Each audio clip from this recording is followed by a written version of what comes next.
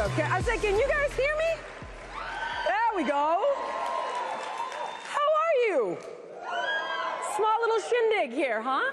Wow. First, I want to take a second to thank Charlie Kirk for having me. What a cultural force that guy is. Unbelievable. All right, so question.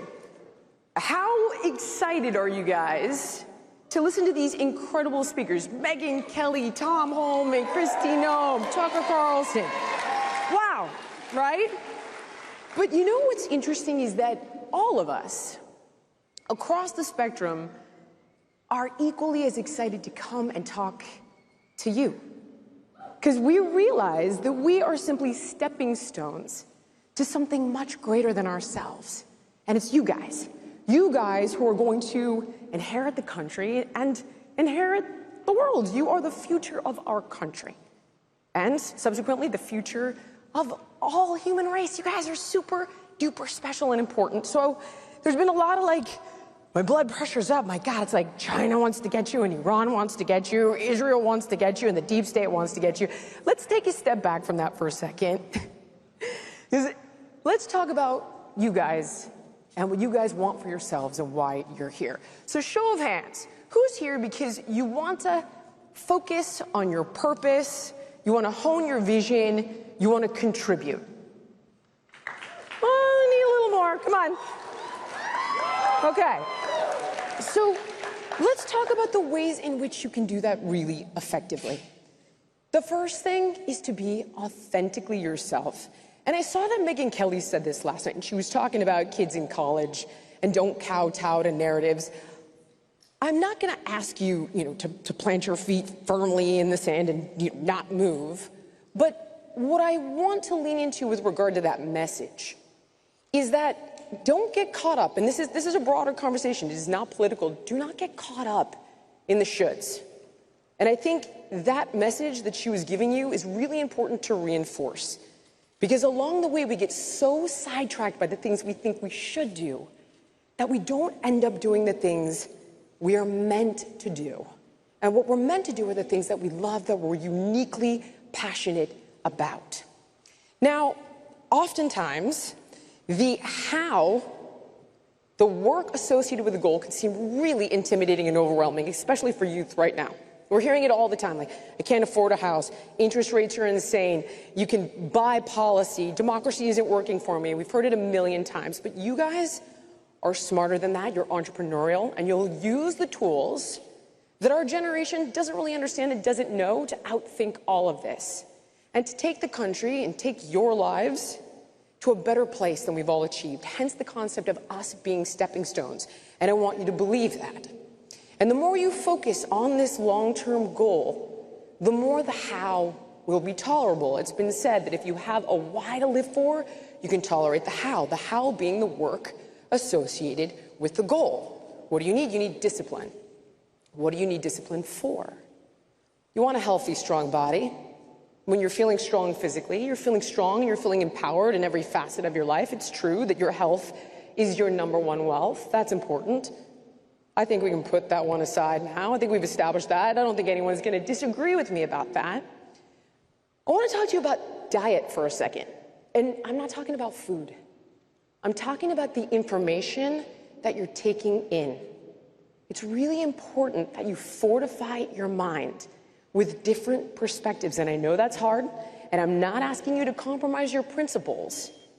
But the reason that you need to do this is because you need to seek to understand, because the vision that you have for yourself and the vision that you have for the country and the vision that you have for the world takes cooperation.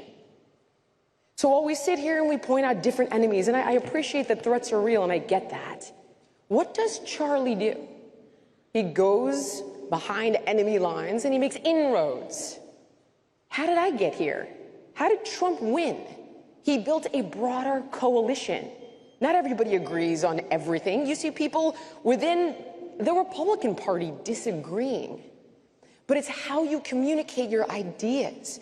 You're not just fighting to win an argument, you're fighting to win people over. And you do that by truly listening to understand.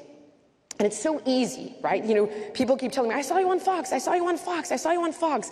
Click, like, picture, and that's feels good, right? It's quite honestly, it's like eating pizza. It's like eating French fries. It's like a dopamine hit that you don't want to deny. And you want to see those numbers go up, and you want the clickbait, and we're rewarded for that. But it's instant gratification, and it doesn't actually get you where you really want to go. If you look at the people that are exceptionally successful, it is people like Charlie and people like Trump. Whether they like him or not, he is the most powerful man in the world. He got there somehow, and he built a bigger coalition. Huge, sweeping red wave. How did I get here? I didn't vote for him the first 2 times. Because he continued to speak his message until it broke through, until I varied my information diet. And I'll admit, the left got exceptionally radical, and that forced me to start listening to other perspectives. I wish I had done it sooner, but I'm here now, and I'm grateful for it.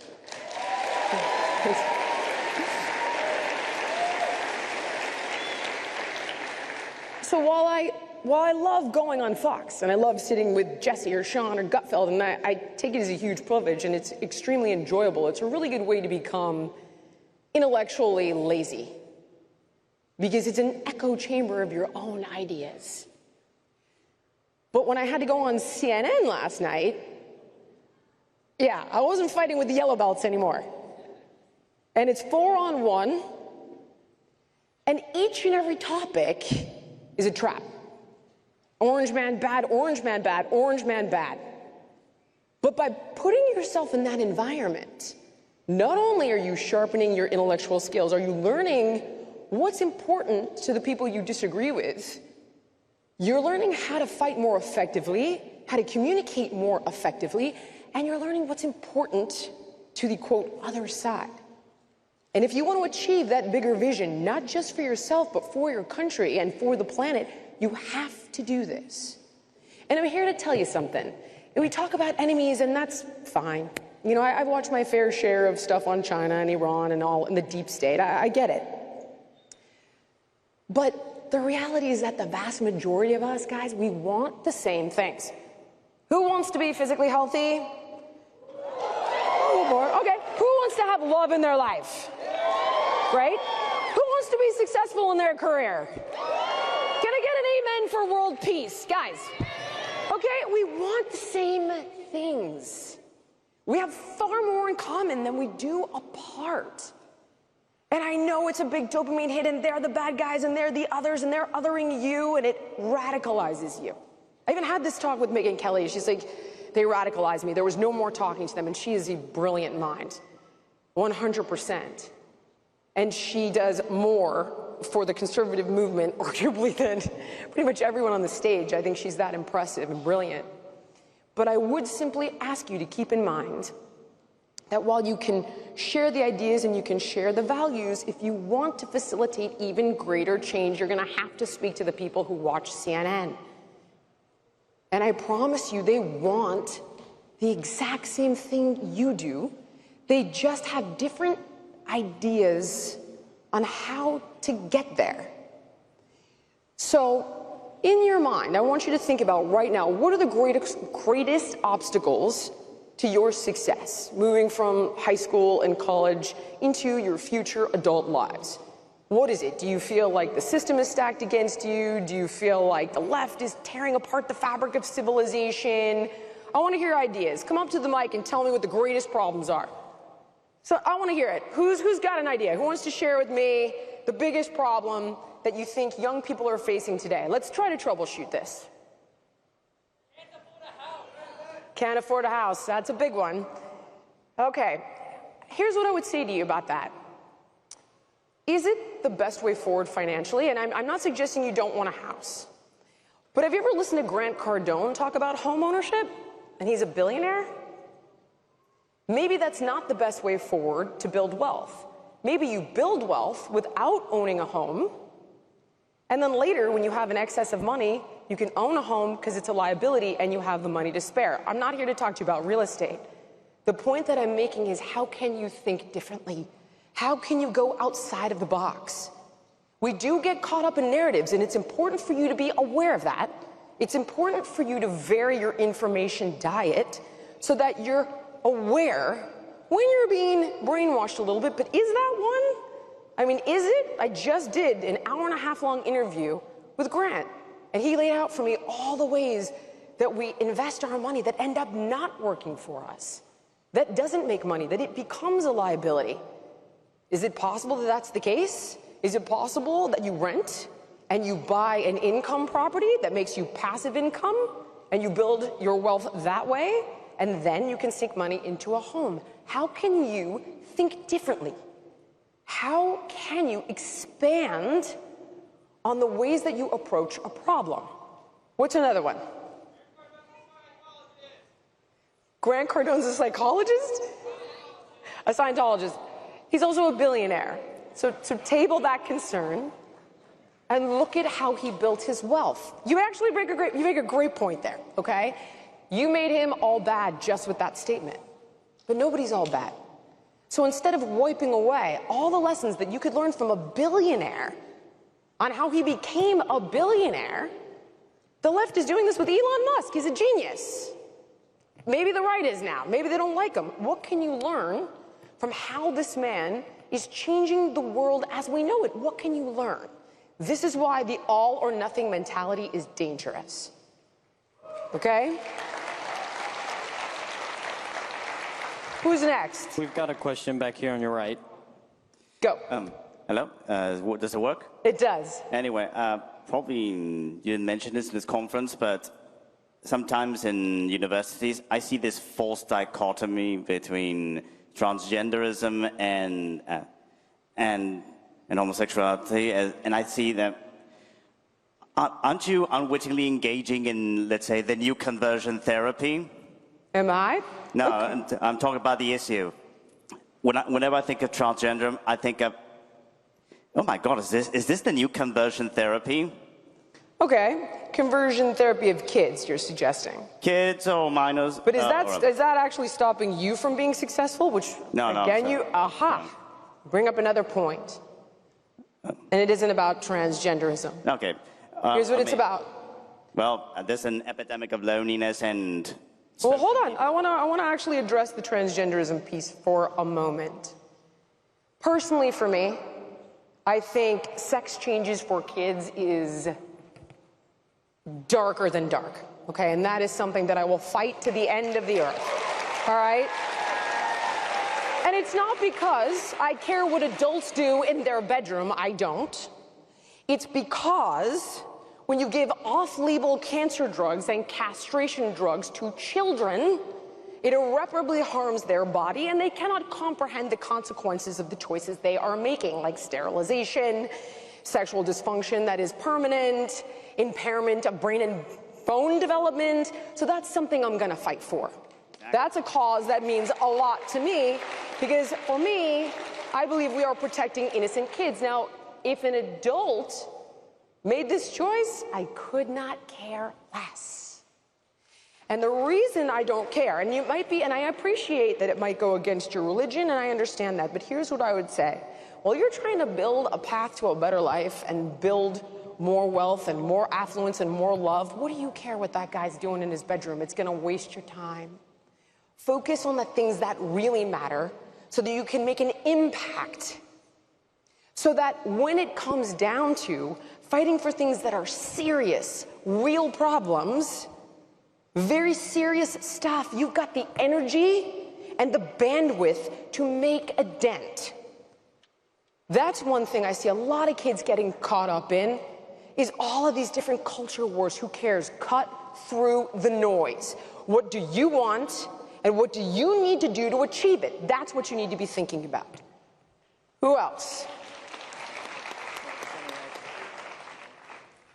Yeah, I want to know why.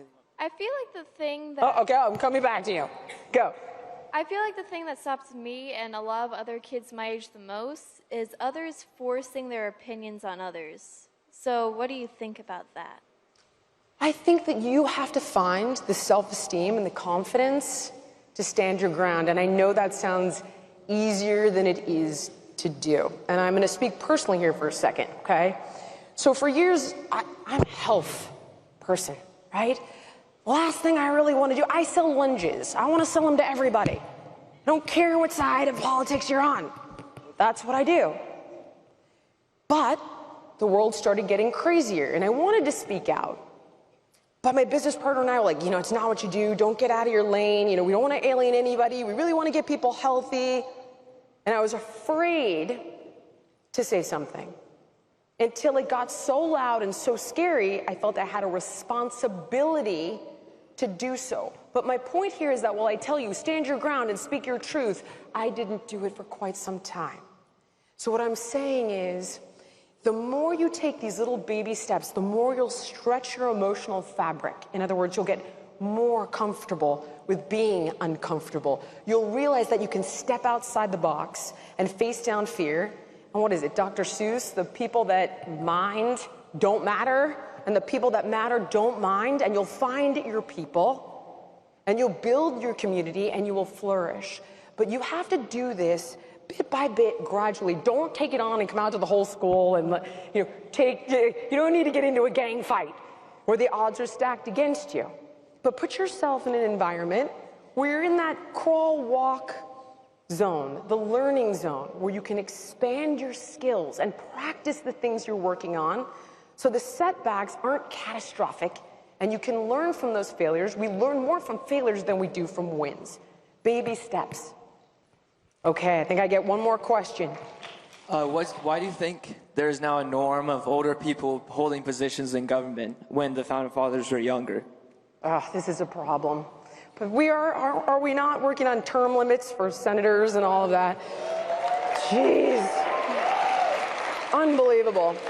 Here's the real answer, and it's an unfortunate one, and it's got to be, well, maybe it's not the real answer, but it's definitely part of the problem, and it's got to be fought on two fronts. Truthfully, old people don't want to become obsolete. But what they don't realize is that by shutting out the younger generation, they're inherently obsolete because they're rigid in their ideas. They're ossified. This is why I embrace younger people, so I can learn from them. They can teach me all of these tools that I didn't grow up with. I can learn from their perspectives. They can reinvent all of the basics that my generation laid down. So ultimately, they will beget their own demise by trying to avoid it. But at the same time, what I would say to each and every one of you guys out there, and this is a good note to end on, is you don't stop fighting. You guys need to go for those jobs. Don't become nihilistic because they won't let go. That doesn't mean you get discouraged. That doesn't mean you give up. That means you fight harder and fight smarter. Reach out to them, embrace them, quite honestly, charm them. Get in their good graces, have them take you under their wing. Be an asset to them. Learn how to bridge that gap. Bridging ideologies does not mean you're giving up on your principles. Seeking to understand does not mean surrender. If something's wrong, it doesn't mean you reject it entirely. Learn how to outthink it, outsmart it, and make it right. Go find one of those rigid old people, show them what an asset you are, and find a relationship that is mutually beneficial. How you think is going to be everything. Don't get bogged down in the bullshit, guys. This is it. My time is up. Thank you so much for being here. What a real honor and a pleasure. Thank you.